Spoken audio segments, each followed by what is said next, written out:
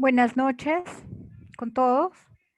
En, en esta noche estamos reunidos para, para poder realizar una presentación, para poder incrementar nuestros conocimientos respecto a lo que se refiere al tema de ratios. Bueno, hoy día, como ya es de conocimiento de todos, el tema que se va a desarrollar es ratios financieros.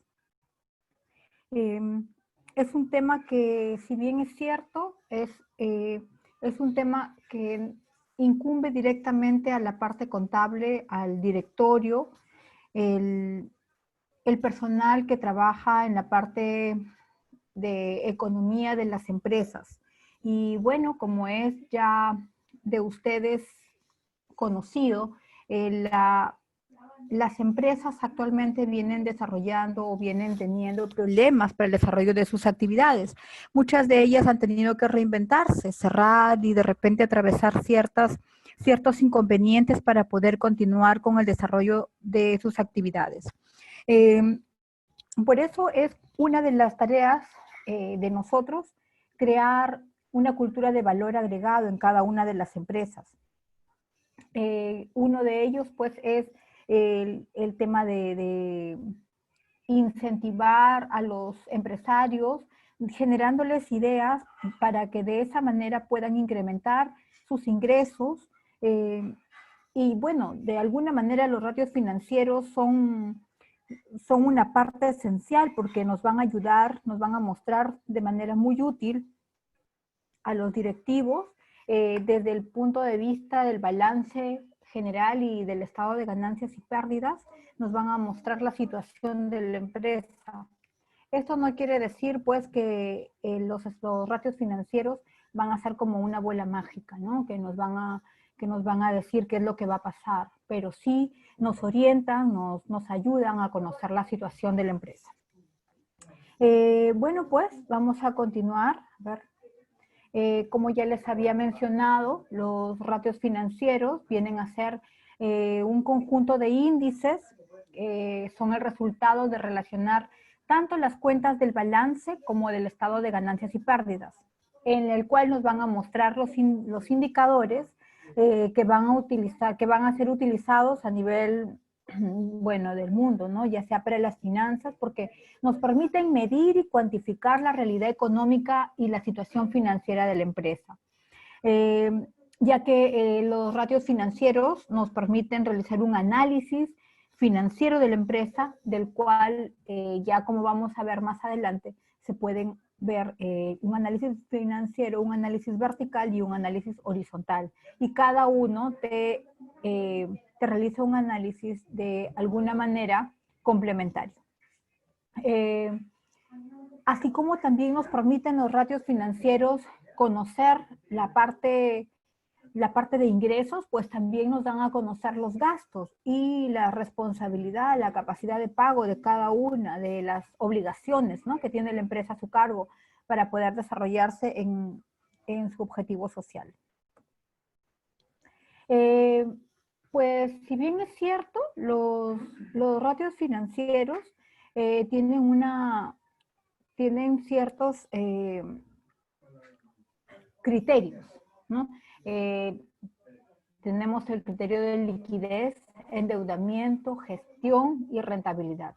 Dentro de la liquidez tiene por misión conocer cuál es la capacidad que tiene la empresa frente a deudas, pero a muy corto plazo, ¿no? Es decir, lo que maneja la empresa para sus deudas no menores a un año, ¿no? O a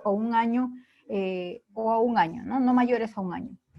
Referente al endeudamiento es que nos va a permitir a nosotros analizar un ciclo de rotación del elemento económico seleccionado.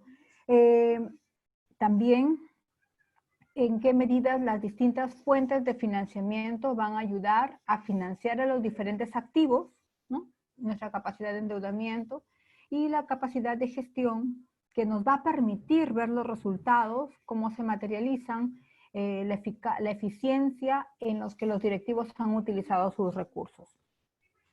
Eh, Yendo un poco al tema actual, nosotros que estamos atravesando ahorita a través de esta situación, de esta pandemia que venimos atravesando, pues he querido un tanto hacer un comparativo, ¿no?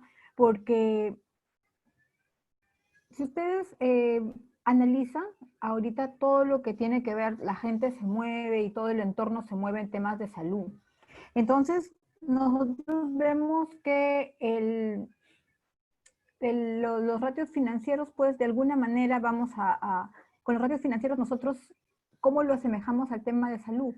Pues es como una radiografía de la empresa, ¿no? Porque a través de ella vamos a poder conocer lo que tiene la empresa por dentro y al hacer el análisis que yo les comentaba, el análisis vertical y el análisis horizontal, es como si le hiciéramos un análisis de sangre, porque allí vamos a tener estos criterios, ¿no? Los ratios de liquidez, los ratios de endeudamiento, los ratios de gestión, ¿no? Y cada uno de ellos.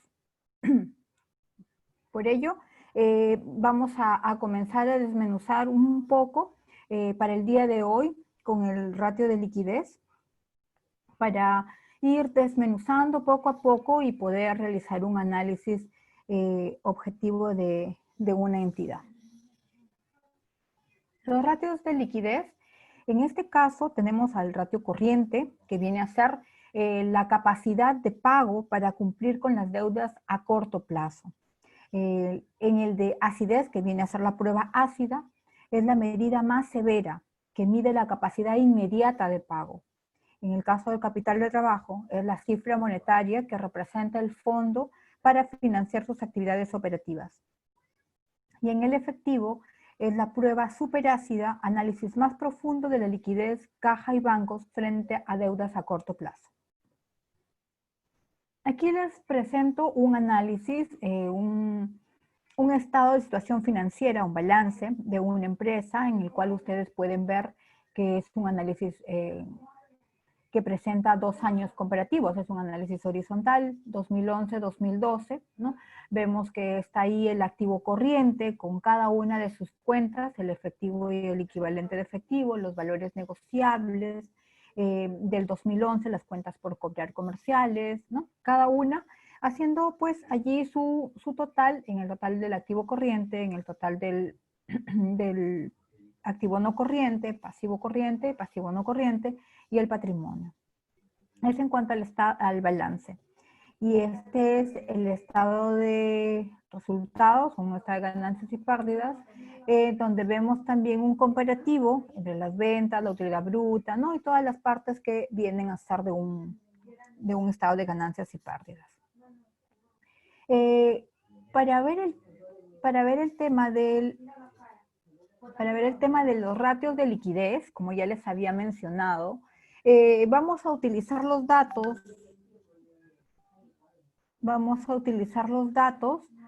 de la empresa. Disculpen.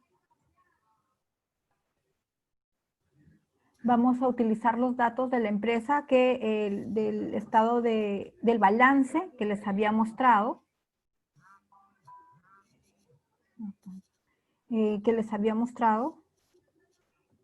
Y aquí tenemos que los ratios de liquidez, en cuanto a la liquidez corriente, la fórmula establecida es el activo corriente entre el pasivo corriente, ¿no? Y la liquidez es la que consiste en la facilidad que tiene la empresa para convertir sus activos en dinero en efectivo.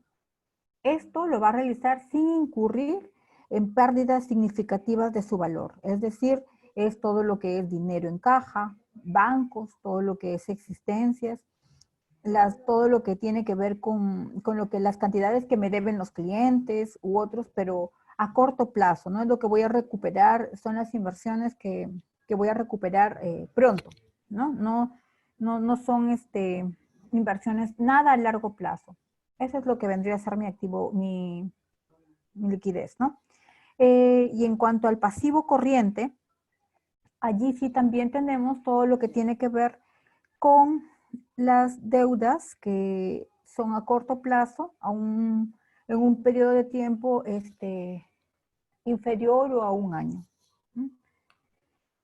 Ahora, aquí tenemos que esta fórmula es el activo corriente entre el pasivo corriente. Entonces vamos a remontar nuevamente a ver el activo corriente del año 2011, ¿no? Que está conformado en nuestra fórmula. ¿Qué es lo que nos pide? Nos pide el activo corriente y el pasivo corriente, ¿no? Entonces vamos a ver. Activo corriente. El activo corriente vendría a ser del 2011, 7.305.551, ¿no?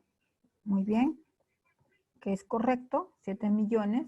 Entre el pasivo corriente, entre todas nuestras obligaciones que tiene la empresa, 2.925.246, que vendría a ser nuestro pasivo, 2.925.000, ¿no?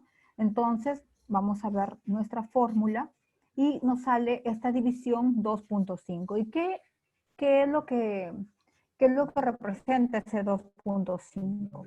Ese 2.5 es lo que, para este caso, la empresa, por cada sol de deuda a corto plazo, cuenta con 2.5 nuevos soles para hacerle frente a este año, ¿no? Además, tenemos que tener en cuenta que, bueno, en este caso para este año, ¿no? Para este año 2011. Ahora, para el año 2012, lo mismo, como tenemos 2 años comparativos, ¿no? Entonces, para el año 2012 tenemos que el activo corriente es 6.845.000. 6.845.056, ¿sí? Y el pasivo corriente es 1.145.883, ¿no? Y de los cuales aquí es lo que me resulta, ¿no? Que para el caso, por cada sol de deuda a corto plazo, me dice que cuento con 5.97 soles para hacerle frente a la empresa. Tenemos ¿no? Para que la empresa pueda hacer frente, o sea, tiene esa capacidad de liquidez, ¿no? Hasta el momento vemos que sí, que es aceptable. Tenemos que tener en cuenta que la liquidez debe ser siempre, si la liquidez es mayor a 1, la empresa tiene buena capacidad de pago, ¿no? Si ese ratio nos hubiera salido menor a 1, entonces la empresa lamentablemente estaría mala su capacidad de pago, y si nos saldría por casualidad un ratio igual a 1, entonces la empresa está en posibilidad de cubrir tanto sus ingresos cubren sus egresos, ¿no? Es decir, sus ingresos van a la par con sus egresos. Muy bien, entonces continuamos con el otro ratio, que es la razón de rapidez o prueba ácida, ¿no? En cuanto a la prueba ácida, nosotros, esta prueba ácida es un indicador que muestra qué tan bien puede cumplir la empresa con sus obligaciones financieras. Ya aquí va el tema de obligaciones financieras, pero a corto plazo. Es más rigurosa la capacidad de la empresa para pagar sus activos circulantes, ¿no? Esto, no debemos confundir nunca, no debemos confundirnos en que liquidez es distinto a solvencia, ¿no? Entonces, esta prueba ácida, la fórmula está dada por el activo corriente menos las existencias, menos los gastos por anticipado, ¿no? Y entre el pasivo corriente. Entonces, nuevamente vamos a hacer lo que nosotros, como tenemos este estado comparativo, entonces es el año 2011, me dicen el activo corriente, existencias y gastos por anticipado. Activo corriente, ¿no?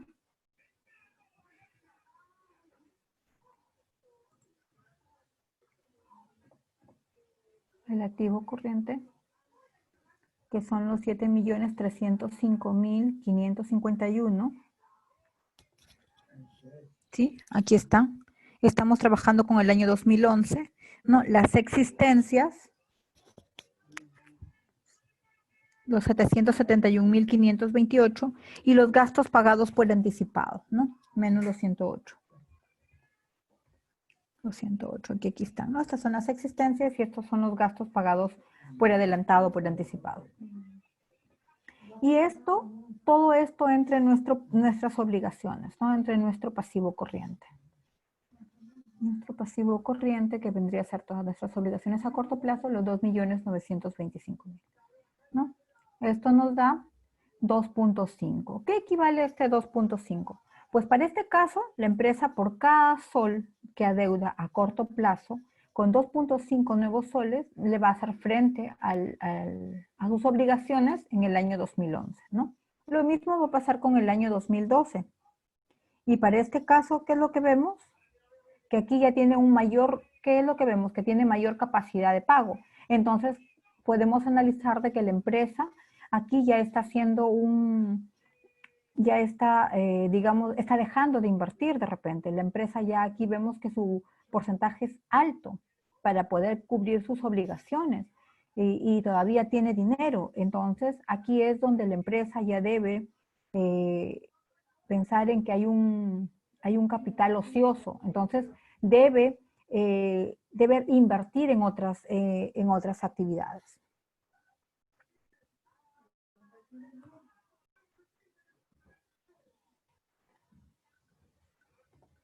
Perdón. Aquí es, ¿no? Entonces, aquí, perdón. En el año 2011, el activo corriente, los gastos pagados por anticipado, nos da 2.23, ¿no? ¿Qué es lo que significa? Que aquí la empresa, por cada nuevo sol que adeuda a corto plazo, que tiene, ¿no? Estos 2.23 de activo corriente, le va a permitir en efectivo para hacerle frente, ¿no? Se va a poder cumplir con sus obligaciones. Y en este caso podemos apreciar que hay un exceso de liquidez, claro, como les decía, ¿no? De 2.23, que es nuestra fórmula, el resultado de nuestra fórmula. Y que, bueno, lo óptimo es que pueda la empresa, en relación a sus ingresos, pueda cubrir sus gastos, ¿no? Pero aquí vemos que si hay más, entonces ya lo óptimo es un sol y la empresa está en buenas condiciones, ¿no? Y para el caso del año 2012, vemos igual, ¿no? Que la empresa, por cada sol que adeuda a corto plazo, tiene una cuenta de 5.33 soles de activo corriente fácil, que de convertir en efectivo para poder hacerle frente, ¿no? Y podemos apreciar que hay un exceso de liquidez, un sobrante, ¿no? que le va a permitir a la empresa cubrir deudas y que también hay una rentabilidad por parte de un activo corriente ocioso, que es lo que les mencionaba, ¿no? Continuamos con el capital neto de trabajo, que el capital neto de trabajo es un ratio que involucra el activo corriente del pasivo corriente, ¿no? Eso es lo que esa es la fórmula y si hacemos un comparativo, aquí vemos todo lo que son nuestros ingresos con lo que son nuestros egresos, ¿cierto? Entonces, aquí vemos que el capital neto de trabajo del activo corriente, como ya lo venimos manejando, es de 7.305, la misma cantidad, 51, y el pasivo son los 2.925.000, ¿no? Lo cual nos da un capital de trabajo de 4.380.305, ¿no? Y aquí es donde vemos que la empresa cuenta con un capital, ¿no? Este capital es libre de compromisos, ¿no? Para que pueda la empresa operar. Vemos que tiene un buen fondo de maniobra, es decir, que este capital está compuesto por efectivo, equivalente de efectivo, ¿no? Los valores negociables entran a tallar y aquí equivalen a un 70% de este fondo. Respecto al año 2011. No, y respecto al año 2012, vemos lo mismo, ¿no? Tenemos nuestro activo corriente, que son los 6.845.056, los 6.845.000, y nuestro pasivo corriente debe ser 1.145.883, aquí está, y de lo cual obtenemos este valor, ¿no? Que también para este caso, por cada nuevo sol de deuda a corto plazo, la empresa cuenta con 5.97 nuevos soles para hacerle frente, ¿no? Entonces, la empresa en los 2 años tiene como respaldarse para tener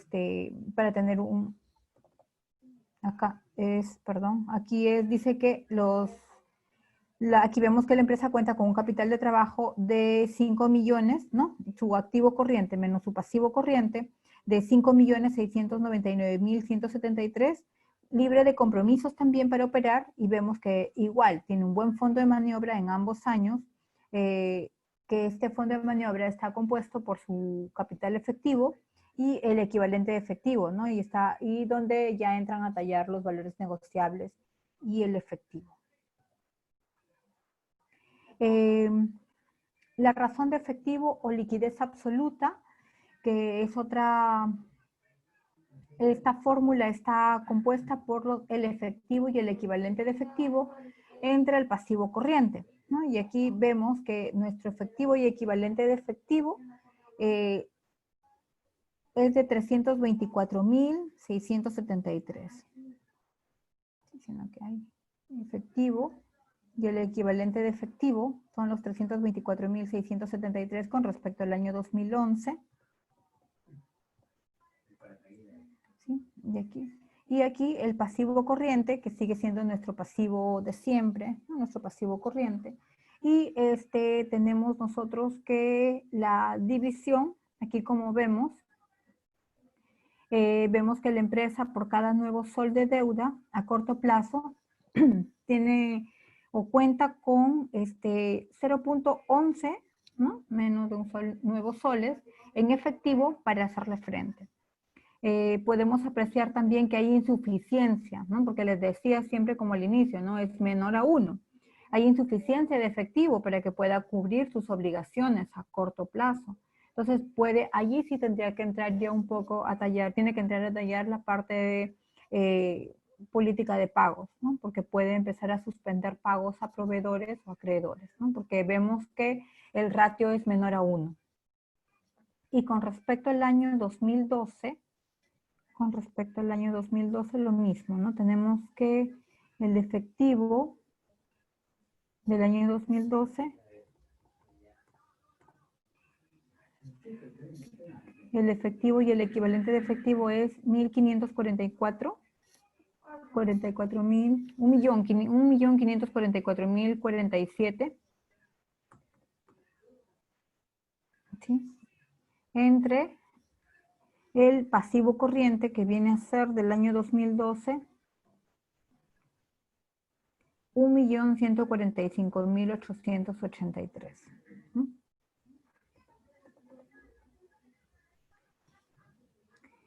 Y vemos que esta división nos da,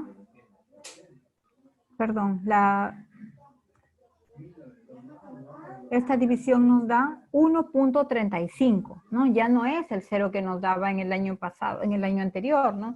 En el año anterior nos daba 0, era nuestro ratio.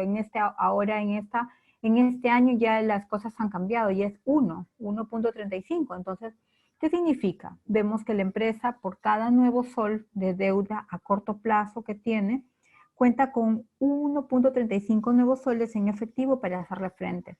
Que podemos apreciar aquí, que se puede cubrir, ¿no?, holgadamente algunos compromisos, pero de corto plazo, sin incurrir a cuentas por cobrar o ventas, ya que nuestro promedio está entre el 0.3 y 5 por cada nuevo sol de deuda.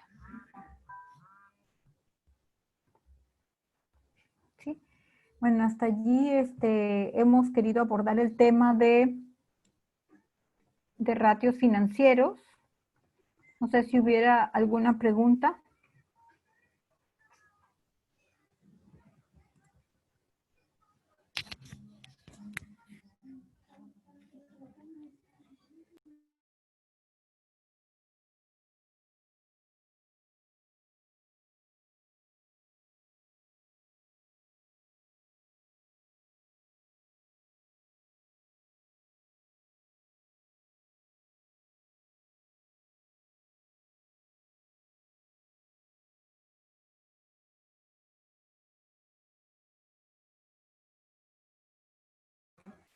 ¿Alguna pregunta?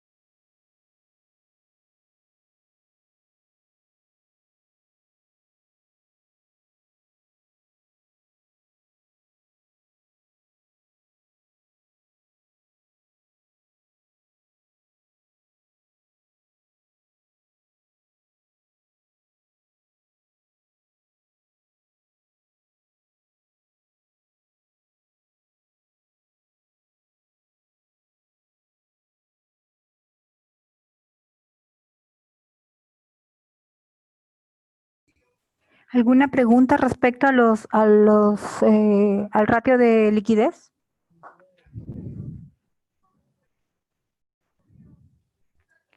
Si no hay ninguna pregunta, voy a continuar con el ratio de endeudamiento.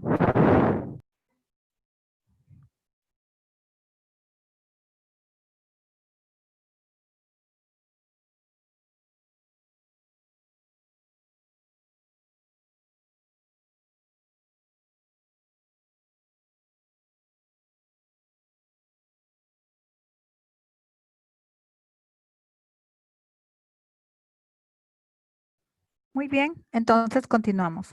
Continuamos.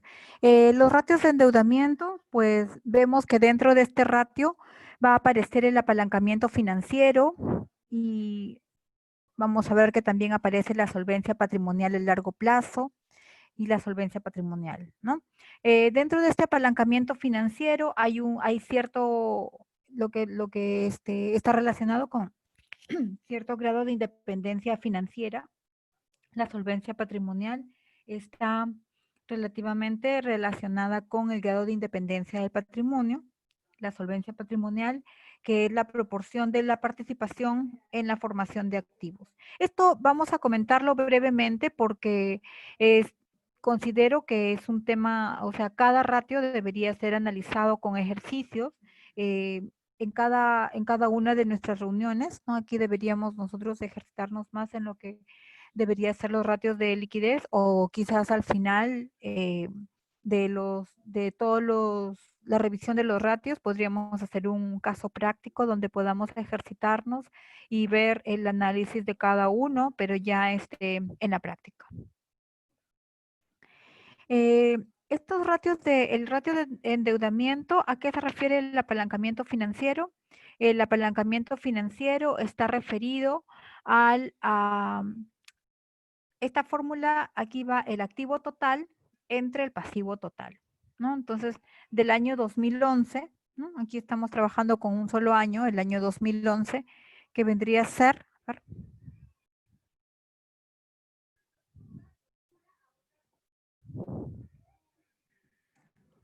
ver, un momento, por favor.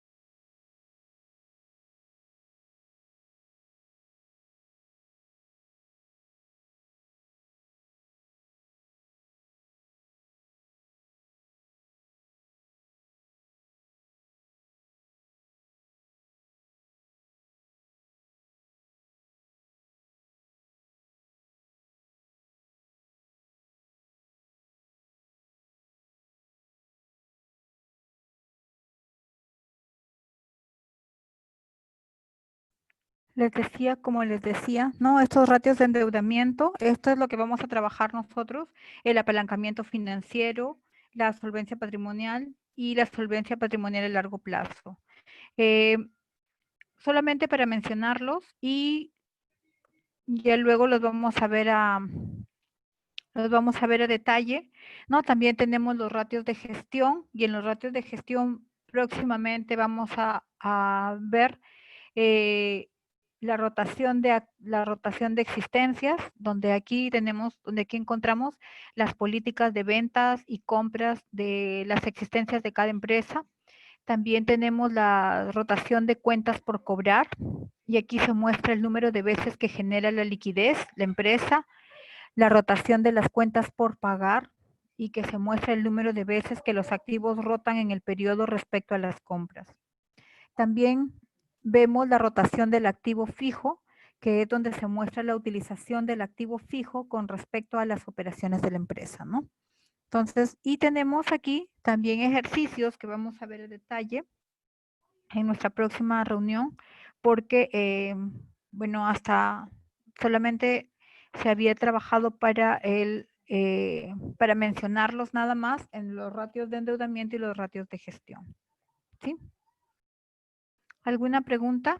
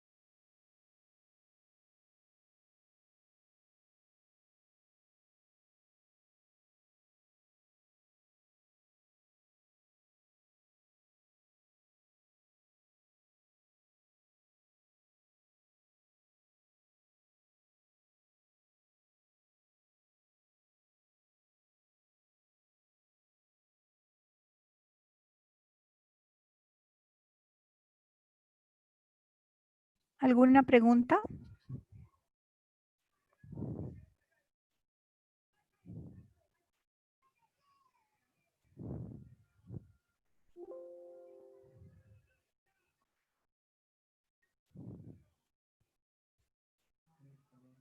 Si no hubiera ninguna pregunta, bueno, entonces quedaríamos nosotros para la próxima reunión, para una próxima reunión para poder continuar con el análisis del otro ratio, porque necesitamos realizar también un caso práctico con cada uno de los ratios financieros que vamos a analizar.